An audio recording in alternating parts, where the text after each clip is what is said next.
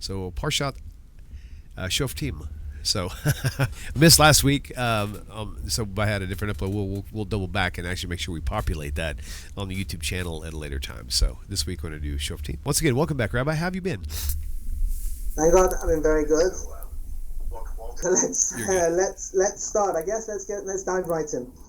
The whole Torah, the whole library of Jewish knowledge is based on we took a verse and we questioned it. Why is it written this? And we had to come out with an answer. And if we didn't come out with the answer, we'd come out with a different one. And we challenge it and argue it with it. It's amazing actually to see that. I was once learning in the famous Yeshivas Mir in Jerusalem. Yeshivas Mir has got about, I don't know how many now, but I think it's about 7,000 people learning. And I've taken a few people there. Now, we say we're going to a study hall. So if you know a study hall, you go to a library, wherever you are, and you say, this is a study hall. So you walk in, and you walk in, and as you're making the footsteps, you go, shh, I'm trying to learn. You're trying to learn, and you hear a pin drop, and someone's, freaking out because they can't concentrate. That is how the study house works in the universities and the wider world. In the Mir Yerushalayim, the study house, it's as follows. There's approximately 7,000 people screaming at each other, you're wrong, no, you're wrong, but in a more sophisticated way, like you're wrong because of this. And no, you're wrong because of this, and I'm right because of this. But in a more detailed way. Essentially, they're screaming because they're passionate, because firstly, learning is something to get passionate about, and the truth is something to get passionate about, and someone who's learning and falling asleep with their feet up is not really learning. You need to get passionate. Just like you need to take all your decisions seriously. Learning, you need to push yourself. You need to push. Why does it say this? Push yourself. So anyway, so someone comes. I took somebody and they were expecting, quiet. And they walked up the steps really quietly, and they opened the doors and they had to go like that, screaming. In what we do when we study worldwide, usually we study in partners, because if you study by yourself, you come up with your own understanding, and who's there to challenge you? But when you study with a partner, and he's there to say, that was the stupidest thing I've ever heard in my life, you think twice before saying something like that again. And then you argue your point. You say, no, yours was ridiculous. What do you mean mine was ridiculous? I've got this proof. No, I've got this proof. Yeah, I guess it's a lot more respectful than that. But, for the sake of entertainment, it can be like that, actually, sometimes, depending on who you're learning with. But that's the difference between a library, a study hall, and the base medrash. So, bunch of verses, really amazing messages, I feel. So let's start with, I guess, one of the first ones. Actually, the first one. It's Devarim, it's Deuteronomy 16:18. And the verse says, in English, you shall set up judges and enforcement officers for yourself in all your gates. So I just want to take a step back and speak about Torah for a second. The Torah is written by God, and it is it's not a history book, it's not a story book, it's a book of messages, it's a book of teaching. The word Torah itself means to teach something, and therefore everything in Torah is a lesson for us to learn. Now obviously the wider picture, big lessons have had to be wonderful people and not to be terrible people, but essentially there's nuance in every single letter. And the truth is, if somebody really knew how to read the Torah properly, like they did in the times of the Talmud, etc., they could glean things from even the crowns that were written on the Hebrew letters of the Torah.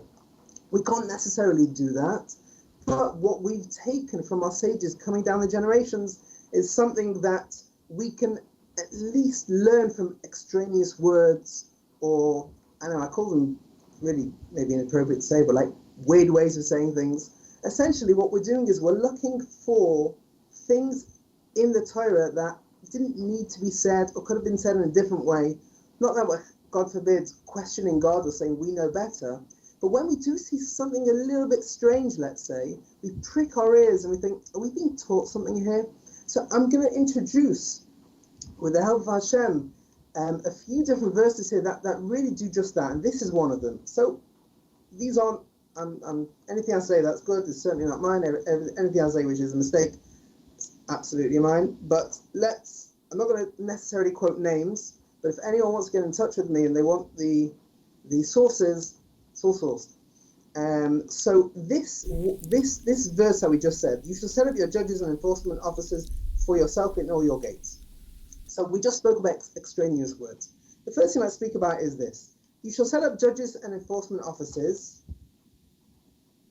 for yourself in all your gates. I don't know, why do I need to say for yourself?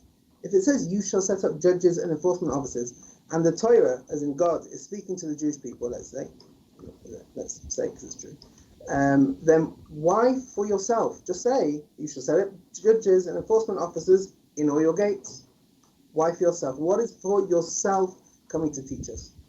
Let's actually ask a second question on this verse. So you shall set up judges and enforcement officers for yourself in all your gates. Why do you even need the word all? Just write in your gates. You shall set up the judges and enforcement officers in your gates. If it says in your gates, so if I've got a gate, I know it needs a judge and enforcement officer. So why do I need the word all? Actually, for those who learn Talmud, this is essentially what we spend all day doing. Why all? What does it mean? Why is it written here? This is maybe we're going to pick out a couple of things from the rabbis over here. So the first thing to say, let's speak about why did it say yourself? Now, obviously, what I'm saying here is not necessarily the only reason why it says yourself, but it's in this forum I'm bringing out a moral lesson that I want to learn for myself and with Hashem's help to teach to those who want to listen. So you shall set up judges and enforcement officers for yourself. So the Shlach HaKadosh, I'm not going to say every name, but I like to say some. He says, for yourself comes as follows. If it had just said, set up judges and enforcement officers, so I know that's the way that one should lead society. You need a judge and enforcement officers, and this is Parsha Shoftim, which teaches you the laws. But for yourself tells me something more. Each person, each individual should set upon himself a judge and an enforcement officer. Now, it doesn't mean that everybody should, get a friend and give him a whip and say, if I do something wrong, smack me, and give the other guy a gravel, hammer, something, and judge my whatever. But he says it means as follows, and I think it's such a beautiful message. We should each put upon ourselves a judge. What is a judge? A judge is a decision maker. We should not allow ourselves to allow things to happen to us or do things without making decisions. So many things in life, absolutely speaking from personal experience, we just do because we've always done them, or we do them by rote, or we do them without thinking. How many times are we driving and, you're listening to something, or you're speaking on the phone, hands-free, or whatever, and by the time you get to your destination, you're like, how did I get here? I don't even remember the journey. It felt like it was 2 minutes, and really it was much longer. So we do so many things without applying our conscience. So the first thing to say is, apply our conscience to our decisions. Don't allow anything that we do or that happens to us go without deciding, is this appropriate for us? Can I do better? Can I live a better life? Is this the thing I should be spending my time on? And that, says the Shlach HaKadosh, one of the rabbis, that is the judgment that we should set upon ourselves. That's why it says yourself. Now remember, the verse doesn't just say judge, it says enforcement officers. What is an enforcement officer? So obviously in the greater society, it's the police, let's say, or whoever it is. The judges make the laws and the police apply them, or they're supposed to apply them, or we hope they apply them. But for ourselves, for yourself, the enforcement officer is I guess we'd call it incentives. Perhaps that's not really a good word, but essentially it means as follows. Let's say we've decided to do something, but we need to understand ourselves enough to say, well, I'm going to fall. If I put myself in that situation, I've decided I don't want to speak to this person because it's really bad for me. I'm going to speak badly about everybody else. I'm going to be not nice, and it's not good for me. It's not the kind of person I want to be. This group of friends is not for me. So I've made that decision. How to apply that decision? So we need an enforcement officer. And that could be within our own understanding of ourselves, what we need for that enforcement officer. Is it a friend? Could very well be a friend. Could be a literal enforcement officer says, don't let me go there. Don't let me do this. Or it could be some incentive that, okay, if I don't do this, I'm going to reward myself in this way. Or it could be an enforcement officer. I'm going to put myself in a different position. I'm tempted to go with these friends, but I know they're not good for me. So I'm going to enforce myself to go with a different group of friends or be busy that night so that I'm not in the position where I would be tested, because I don't want to be tested because I've already decided with the judge that this is not appropriate for me. So says this Rabbi, the Shloah HaKodesh, that not only do we have to make a greater societal protection of our laws, and we need to make a decision how to act as a society, but within ourselves we need to act in a certain way that means that we are acting appropriately in every single decision. And once we've made that decision, we need to have the means to enforce that. Now again, we could apply it to so many examples. We could apply it to a diet. Let's say somebody says, okay, he's noticed, he, she, me, noticed that you're eating too much of chocolate cake. So I made the decision, I'm not letting this go without, it's not healthy. The way I'm living is not healthy. Okay, so what do? I've put the judge on myself. Now, how do I enforce it? Because if I see chocolate cake, I'm going to grab it.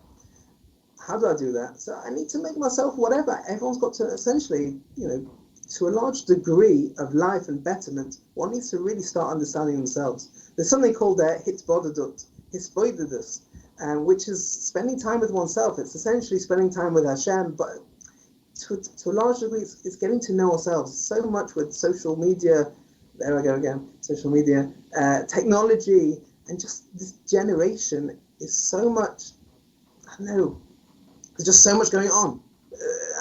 For myself, and as I say, I'm not on social media, and I leave my phone at home most of the time, and I know my head's being, everything's coming in from all different directions, and I don't know, so it's difficult. So this is a time to separate. I mean, we thank God have got Shabbat, which we can essentially cut off from many different things, but everybody's got to take time by themselves, get to know yourself, get to know your weakness and your challenges. So then enforcement officers to apply the ability to enforce oneself to follow the decision that you want to make is very, very important. In the chocolate cake example, maybe you reward yourself with a good ice cream, just kidding, with whatever it is. I don't know, a lettuce shake. I don't know, you can see I don't do this kind of thing, but maybe I should. But whatever one needs to do to apply the decision that they made for themselves, that's what we're supposed to do, and that's perhaps what we're learning from this verse. Essentially, in one line, it's as follows: know yourself, decide what is good for you, what is not good for you, apply yourself to what is good for you, stay away from what is bad for you, and enforce it in the best way you can. Obviously, challenges challenges are challenging, and therefore we fall. Get back up. Life is good. Life is, thank God, please God, we'll all live long lives, and that involves challenges and falling, and that's part of life. But essentially, if we make the decision to apply, to live a sensible life and live appropriately, and then try and apply that, then we're going to be great. That is the first message of this verse. Now, the second message I mentioned is in all your gates. Zip back to the verse. You shall set up judges and enforcement officers for yourself, which we've explained. In all your gates. What's all your gates? Again, just say in your gates. What does all your gates mean? So this, I think, is I've got it written down, but somewhere, I think it's a Sifsei Kohen. He says as follows: if you think about it, the word all must include something else. Because if you just said in the gates, so I know all my gates. So what does it mean all your gates? So all must mean something that you hadn't already included. So he says as follows: all your gates, and remember, we also have, you should have judges and enforcement officers for yourself. So for yourself and all your gates, it's talking about your gates, these things, the things that come into you, mouth, nose, eyes, ears, etc. And he said those are the things specifically that you need to guard yourself. For instance, whether it's speaking badly, we need to protect the things from coming out, or hearing bad messages or seeing bad sights. There are different things that come in and go out that we need to apply. These things that we just spoke about, the judges and the enforcement officers, we need to say, should I be hearing these things? Should I be seeing these things? Should I be speaking in this way? And if we've decided that these are most precious, our soul, really probably our soul is there when we put the tefillin, but the cartoons or whatever, the soul is inside us. Certainly it's inside of us wherever it is. And our body is here to protect it. We've got to protect our body because essentially the body is the gateway to the soul. And so the orifices that we have, they essentially are a way to get inside to our soul. So we need to be extra careful to protect these things. If you want some extra homework, I'm sure everyone wants some extra homework, he goes through each orifice and what it means and why, and what needs to be protected and how. For instance, the nose, the nostrils is anger, because when you get angry, you blow out your nose. I've seen it done in cartoons. I don't watch cartoons. I'm not on social media. But blow out your nose. Ears and eyes, there's different things that are obvious, but essentially everybody should understand from themselves what they should allow themselves to experience as much as possible. Again, we're all facing challenges. There are situations where we can't get out of, but even within those situations we can decide, am I doing the best I can? So that perhaps is one lesson from one small verse, but there are two extra words, and from those extra words you can learn a world. Change your life in 2 extra words. So that was the first thing I wanted to say. I might jump over there to the following. You know what, let's stick with the Oil Gates. And I just want to tell a story. It's actually it's a remarkable story. I heard this from somebody who heard this from. Someone who heard this all the way back to when it was told, which was not that long ago. But it's as follows. It's the ability to have self-control. We spoke about the judges and we spoke about the enforcement officers. It's a challenge we all face, I imagine. I face it. And therefore you must. No. But I certainly face it, and therefore there's probably a lot of people who face it, and it's as follows. We've just spoken about. It's a very high level. Judge the situation and apply yourself. There's a lot of pressure. Everyone's got to know what they can do, what they can't do. There was a certain rabbi. Could be I mentioned him last time. Probably did, because he's one of the greatest rabbis of the generation. He passed away not so long ago. His name was Rabbi Yosef Shalom Aliyashiv. Now he was the undisputable greatest rabbi ever, before the previous greatest rabbi ever. But he's certainly in our generation, in my generation, he was the greatest rabbi. Now he was once at a wedding. He was invited to a wedding, obviously a famous wedding, and there was sitting, when he walked in, the chief, I wrote it down, the chief psychologist of the Israeli Air Force. Now the Israeli Air Force, and I'm sure every Air Force, but they need to make sure that their pilots, no pirates in the Israeli Air Force. The pilots are focused, because, I'm not going to tell you the last time I flew an F-16 jet, but I happen to know that you need to be very focused, and if you turn right or turn left, you need to know exactly what you're doing, and when you're doing it, otherwise it won't end up well. So you need to be focused, and you need the chief psychologist of an Israeli Air Force to help you out here. Anyway, he was at a wedding, and Rabbi Eliyashiv, the rabbi, walked in, and he was mesmerized, and his mouth was open, and his eyes were wide, and I don't really know, but let's assume that his, arms were flapping, if that happens, and he was mesmerized by this rabbi, and someone said, "Are you okay?" And he said, "Who is this?" And they said, "This is Rabbi Eliyashiv, he's the greatest rabbi in the world." So he said, "Wow." So, what? He says, "I've never in my life seen a person with so much self-control." Now, Rabbi Eliyashiv was, these people, they're not the belly people, angels. I mean, their whole focus is God and Torah and learning and everything. And every single move is calculated. I know a rabbi, and I saw him, and he's famous for, he didn't turn his head. If he wanted to look at, he would purposely not turn his head, he would never get distracted. If he wanted to look at something or someone, he would turn his body, because he didn't want his head or his eyes to wander, he was so focused. So he's certainly somebody who guards his eyes and guards his everything, because he's so focused on what he has to be doing in life. And it's where talking about decisions, maybe big decisions. Should I get up early? Should I meet these people? Should I do this or do that? Now, for me, these are the decisions that I would say put judges on and enforcement officers. But for him, it was, should I look to the left a little bit? Should I look to the right? That was his level. So actually, they asked him, Rabbi Eliyashiv, at one point, how did you become Rabbi Eliyashiv? How did you get so great? So his history is well known. He was certainly a child protege, but he did reveal something quite remarkable. When he was young, he loved chazonas. What is chazonas? Imagine Pavarotti in Tzitzis in the Strimal, and the way he sings, and he'll sing your favorite synagogue songs, and it could be I'm not doing it the greatest justice, but that's more or less the way chazonas sounds, and for generations, that is how the services in synagogue were led, and it was beautiful, and it brought tears to one's eyes, and I'll let you decide if the tears were happy tears or sad tears. Essentially, that was what was happening. Rav Elyashiv loved chazonas. He loved it, apparently. He said he related this. And I'm sure on his level, it was bringing him closer to God and everything. Oh, everything, fine. He loved chazonas. Now, he was in Jerusalem, and there's a very famous chazan, very famous singer who came to do a concert in Jerusalem. We're talking, by the way, must have been 90 years ago, and he got a ticket for this very famous once-in-a-lifetime concert from the chazan, the famous singer, Yosler Rosenblatt. So Rabbi Elyashiv related as follows. He said, I was walking, I was very excited. He spent his whole day learning. He didn't even have anyone to learn with. He wasn't in a school. He learned. But he liked chazonas.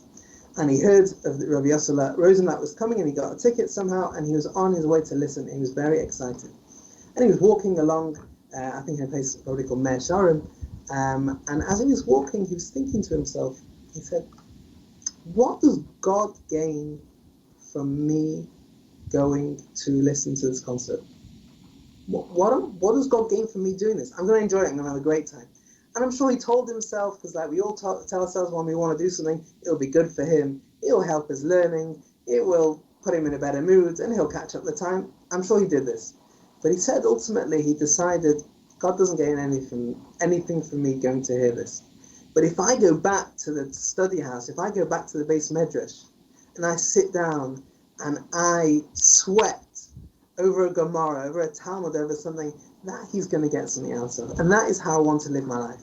So apparently it was very difficult for him. He turned around, he went back to learn, and he sat, and he said, from that moment on, I just felt the well springs of wisdom opening up within me. Now, I don't want to say he wasn't great as an 8-year-old child. He was phenomenal. But he said that from that time, he just felt a whole new level. Meaning he applied the judge, and he applied even the enforcement officer to get him to turn around.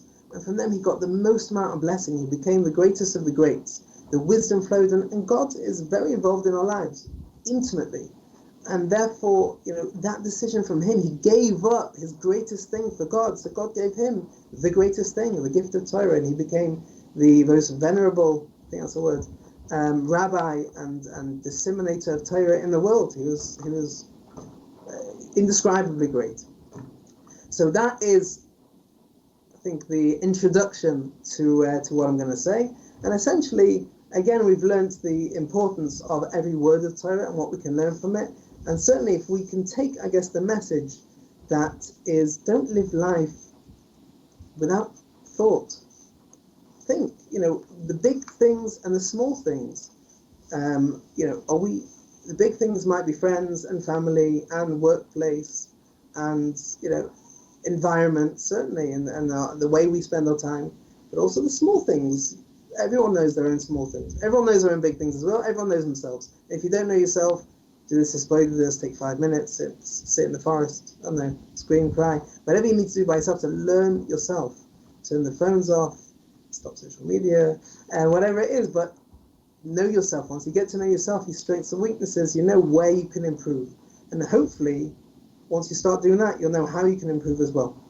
Okay, that was number one. Okay, we'll take another verse. This is 21. 20:1. When you go out to battle, I'll say it in Hebrew because it's going to be relevant. When you go out to battle. So this is another example of the Torah doing something weird. What do I mean? Firstly, we have to say this. There are no mistakes in Torah. God does not make mistakes. He does not make mistakes. The Torah has no mistakes. If it's written in a certain way, even if it's wrong, it's right. I don't know if you put quotes on the right, but if it's wrong, it's right.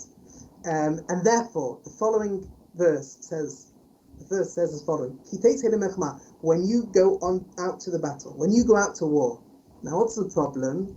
The problem is the word says teitzei. When you, teitzei is singular. When you go out to war. Now, this is a command. This is an instruction to the Jewish people.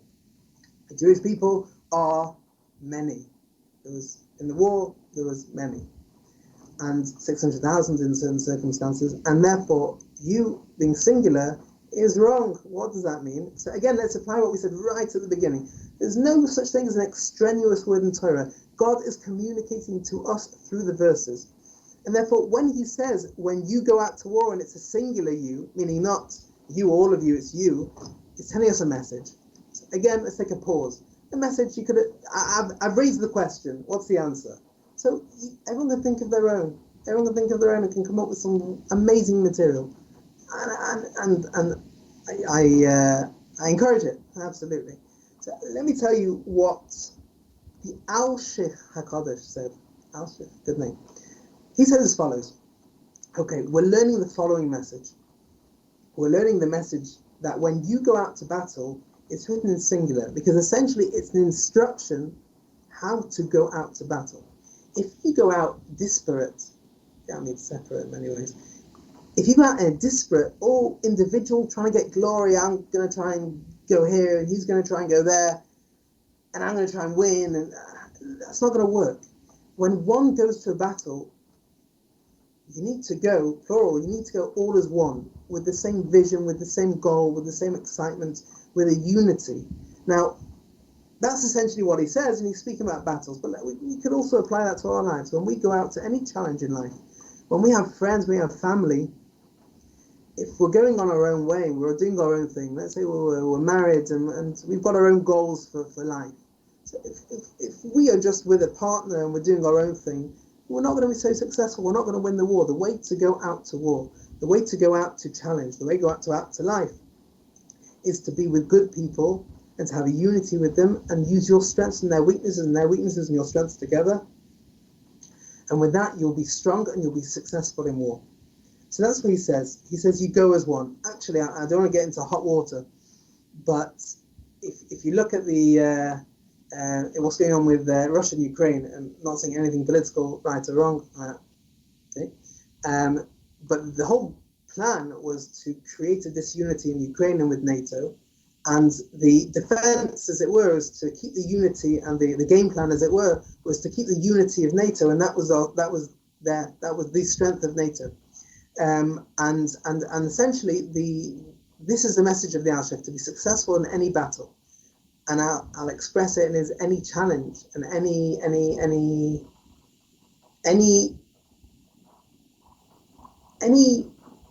somebody goes out to achieve something and they want to achieve something with other people, there needs to be unity.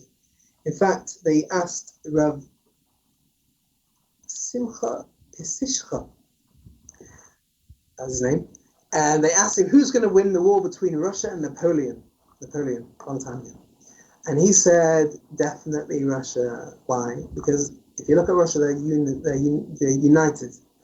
Napoleon is not. And that is, we see from this passage, that's a key to success. And he was indeed true. And apparently, I looked it up briefly, and apparently secular studies say that the biggest reason why Napoleon lost is because there was disunity among men. Actually, this Rav Simcha Pesishcha, he demonstrated this in the following parable.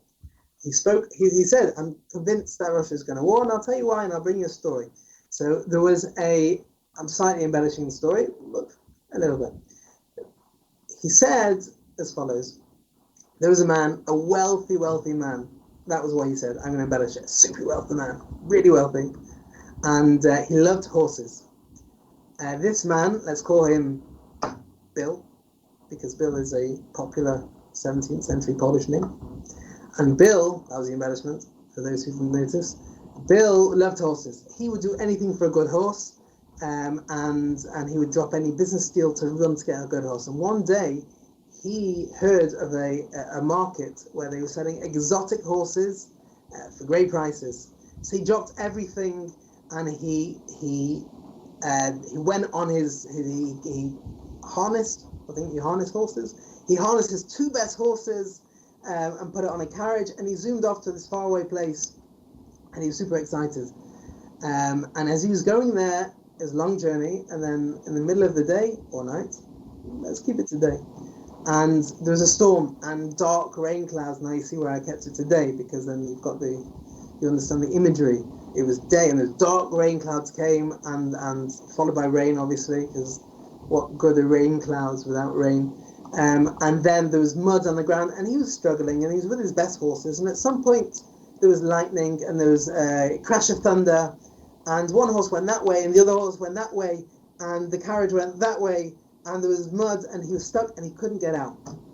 And then all of a sudden, a puny little man with puny little horses, trotted past. And they were so puny, they didn't have names. They were too puny to have names. And the man was beside himself, and he couldn't understand how could these two horses navigate this section so well, and his greatest steeds, they didn't have a chance. And what was going on? So he said, "Excuse me, sir," puny sir. He was probably not very happy at that point. And the puny man said, "Yes, how can I help you?"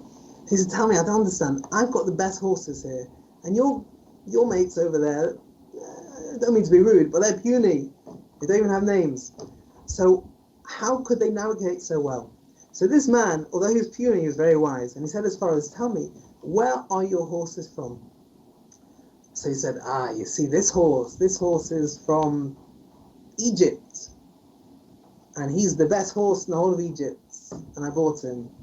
And this horse is from Liverpool, England, Liverpool. You thought Liverpool was famous for beetles. It's also famous now for horses. So this one's from Liverpool, and this one's from Egypt, and they're the best Liverpudlian and Egyptian horses there are." And the man said, "Exactly. They are working as an Egyptian horse and a Liverpudlian horse." I can make so many jokes right now. I'm not going to. I get so much trouble. No, I can't. So this is a Liverpudlian horse, and although he knows how to run, for obvious reasons for those who know, he runs in this direction. And the Egyptian doesn't know how to walk with the Liverpudlian, because he's got his own interests. He's going after, his own, he cares about himself. My horses, says the puny man, were brothers. They grew up together. They fed from the same thing that horses feed from. And, when one gets a whip, the other one doesn't want his brother to get whipped. And they work together. When they work together, you can navigate any path. You can avoid the mud. You can go stronger together. Even if you've got the two strongest horses, and they're super strong, if you're not together, you'll fail, because everyone's got their own interests.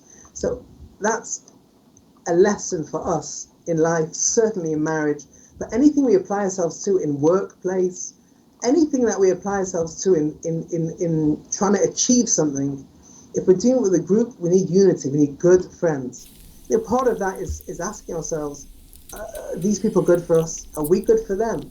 Are we growing together? Are we gaining together? Are we becoming better people together? And if the answer is yes, and we're working together, then great. Even if we're not the strongest, we'll navigate the challenges successfully. Whereas if you've got the strongest and the best, but they're not working together, it's going to fail. They're going to hit the challenges are going to be too hard, and this one's going to go that way, that one's going to go that way. It's not going to work.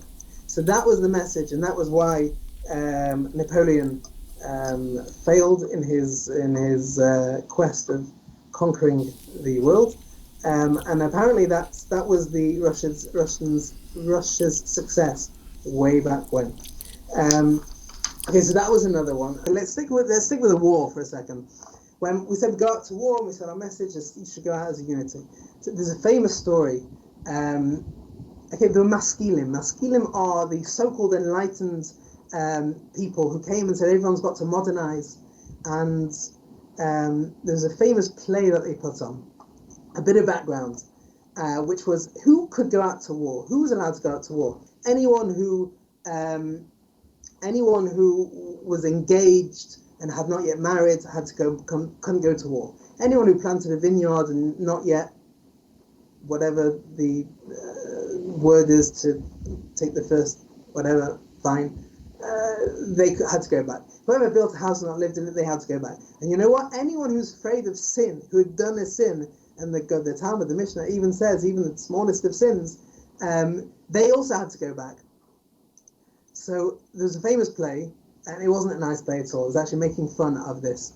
And what they did was they had the stage, and they had a whole group of people, and they had the sergeants, the Jewish sergeants, saying, who's got this, and who's done this, and who's afraid of sin, and who's done this thing wrong. And at the end of the day, you're left with you had 100 people on the stage, and at the end of the day, you had 3 old people, 90-year-old men, with one's holding their walking stick, and the other one's swinging around their tefillin. They weren't really doing that, but maybe they were in that play, but one shouldn't do that.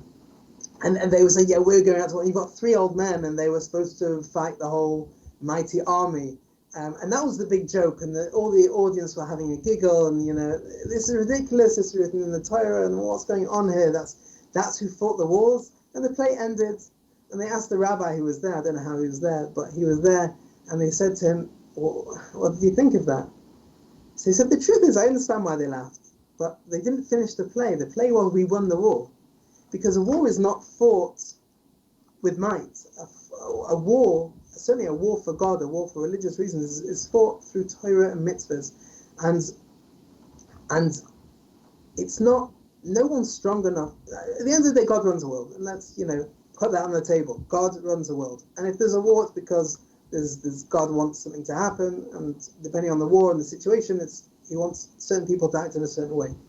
But certainly, the biggest and the greatest weapon someone can have is Torah and mitzvahs. If they're keeping the Torah and they're doing they're connecting to God in a way that says, I'm your child, I'm doing what you expect from me, in whatever capacity I'm required to do, or whatever capacity I'm able to do, then God says, okay, you're doing everything you can, so I'm going to protect you, I'm going to save you. I don't want to get any political or too political, but I will.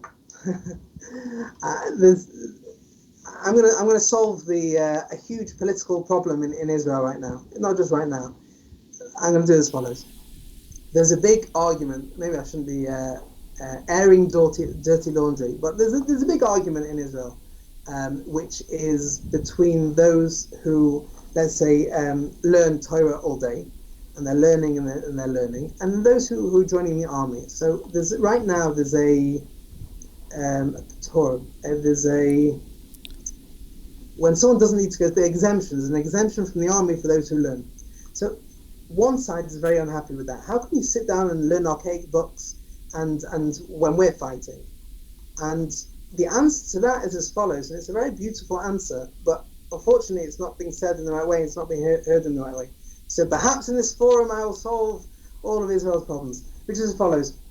It's true, if you don't value Torah, if you don't value and understand that Torah is a protection, it's a magen, it's a shield, so obviously you're going to think that, and I don't blame you for thinking that if that's how you view Torah. But somebody who's learning and genuinely understands the power, the potency of learning Torah and what it does, not just for knowledge. Knowledge is wonderful, knowledge is a greater connection to God, but it's a real thing. When someone learns Torah in an appropriate way, they are creating many angels of protection, many angels for doing different things. So those who are sitting and learning Torah are saying, we agree to you, we're also fighting a battle, we're also protecting, you know what, we're doing even more. We're going to protect you and to help fight the battles. So essentially, if anyone hears on the news that there's an argument going on, the answer to the argument is that everyone's got the same goal. We're talking about unity, everyone's got the same goal. We're looking to protect each other, we're looking to do the best thing. They think it's in that way, and we know it's in this way. And okay, the bridge would be to get everybody to appreciate everyone's side and come together. I hope it happens very soon. Now, I don't want to be rude and take more time, and I don't know if the budget covers me speaking about something not on the Parsha, wil'liam. I don't know if the budget covers it, but I think the budget might allow it. I'm not sure if there is a budget, but what? You could have told me something at the beginning there. Okay, So I have lots to say in the Parsha, but I'd be remiss if I didn't speak about the actual time that we are in now. The month is called Elul.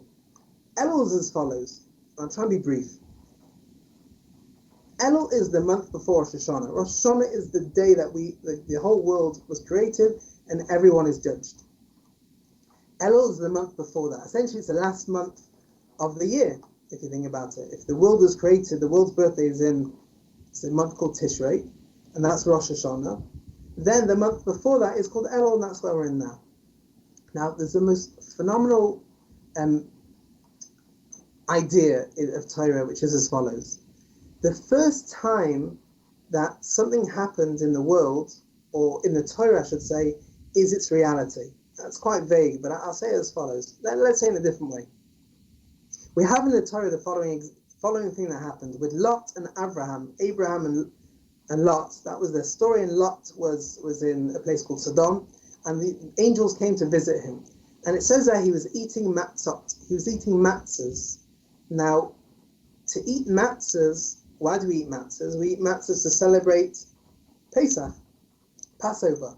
We came out of Egypt with unleavened bread on our backs, let's say, and therefore it was cooked as we were going out of Egypt. And to celebrate the fact that we left Egypt in such a hurry that God brought us out, we eat matzah. Now, this happened 400 years after Lot was eating matzahs. So why was Lot eating matzahs? What did he know? There was nothing to celebrate at that point. The answer, the commentators say, the answer is as follows. Inbuilt in the world is a certain time frame, meaning the world at that time where he was eating matzahs happened to be in the month of Nisan. This time was a time of freedom. To celebrate freedom, we eat matzahs. I hope I'm not losing anyone here. So every month has got its special time. Elul is the month before the world was created. Now, what happened before the world was created? God's will was there to create the world. Okay? Have I lost anyone? It's late. Let's just say very, very briefly. God created the world in Tishrei, the first of Tishrei. That's the month. The month before that is where we are now. What happened? The first Elul, that was the time before God created the world. The answer is there was no world, but there was God's will to create the world. Okay, with that introduction, I'll say as follows. We are in a time right now, a month right now, of potential, of huge potential, because the world, as it were, has not yet been created. Every year, the world is created anew. Essentially, the world doesn't pass by linearly, like that. It's spirally. That's probably not a word. Okay, so you've got different time zones. Let's say you've got the creation of the world. So you've got a spiral going through time, and now we're thousands of years later, but it's still connected to the same way and got the same potential as the original thing that happened. So, for instance, like we said, the example, if Pesach, Passover, happened in the month of Nisan, so Nisan was there, and we spiral around. Lot was eating matzahs there because he happened to be above Nisan. And 400 years later was the exodus of Egypt because it also happened to be above Nisan. Okay, so what happened in Elul? Elul, the spiritual energy of Elul, is God's will to give us life. Because Tishrei is when he gave us life. So before then is his will to give us life. Take a breath. Okay, what am I trying to say? I'm trying to say as follows. We're in a very, very, very special month. In the mazel, the zodiac, as it were, is the Virgin, and the Virgin has got all the potential in front of her. That's the month that we find ourselves in. We have a potential right now to connect to God's will to give us life. We've got a very big day coming up in a few weeks called Rosh Hashanah. It's a day of judgment. Now, on the one hand, it's a little bit scary, a lot scary, but the truth is it's a day of such potential that it's so much more exciting than it is scary. Because if we can connect with this month to God's will to give us life, then we can go in the next month, specifically after Rosh Hashanah, with this new life. Now, I'm saying a lot of things esoterically. Let me try and pin it down a little bit. That's as follows. I think we need to just ask very briefly, what is life?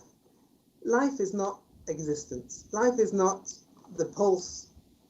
Gosh, still a pulse. Life is not existence. Life is growth. Something that's alive is growing. Something that is dead is decaying. So we can take that and say life is growth. It doesn't mean existence. When we beg for life from God in the next month, we are saying we want life, we want growth, we want to come closer to you, we want to be better people. That is what we want. So to exist is not worth too much, unfortunately. Too many things exist and they're wasting away or whatever. We want life, we want growth. That is next month. The day to get growth, the day to get life is Rosh Hashanah, which is coming up. We are a few weeks before that. Now we need to tap into the spiritual essence of the day and say, okay, God, this is a time before you give us life. This is a time when you wanted to give us life back before creation. I'm going to tap into that day and join you in your quest to give us life. It's quite complicated. I'm trying to say something in maybe one sentence. This is a time to ask ourselves, why are we living? What are we living for? We're living to exist, we're living to eat, we're living for vacation, or we're living to grow spiritually.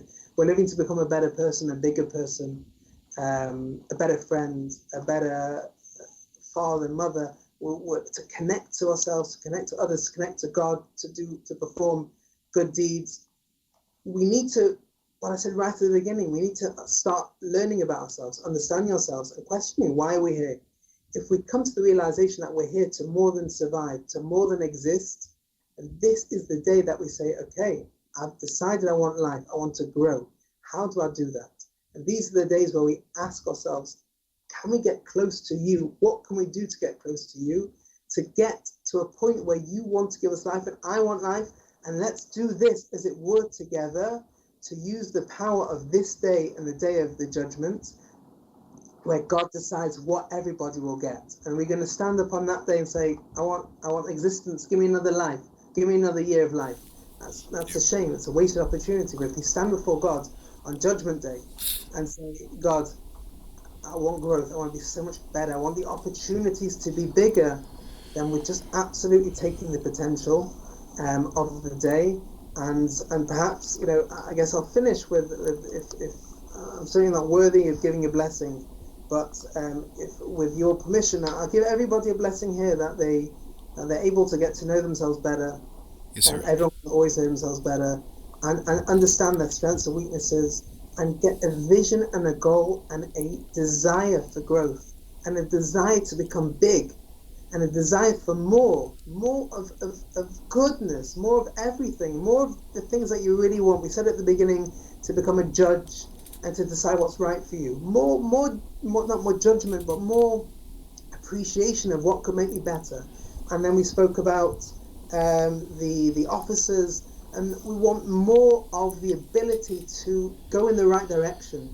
We want to pray to God to stay away from bad things, to go towards good things, to get good inclination for better things, to build our strength, to be united with those around us in the right path, to stay away from badness. Please God, we all only have blessings and only good things, and we only get a real life, a true life, not a life of existence, but a life of growth and determination and greatness. Shalom, my dear friends. Hope this message finds you well.